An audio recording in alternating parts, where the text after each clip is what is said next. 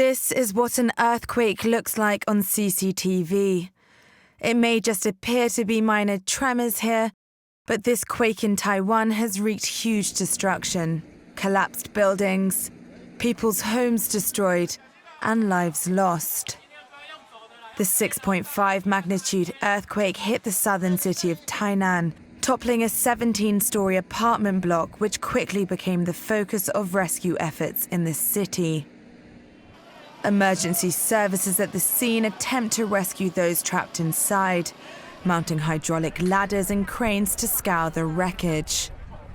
A fire brigade official has claimed that upwards of dozens of people have been taken to hospital. This isn't the first earthquake to hit the area. Taiwan lies in the seismically active Pacific Ring of Fire. Many of the region's residents lived through a huge tremor in 1999 that killed 2,400 people. This earthquake, however, hit as families in Tainan gathered to celebrate the Lunar New Year holiday.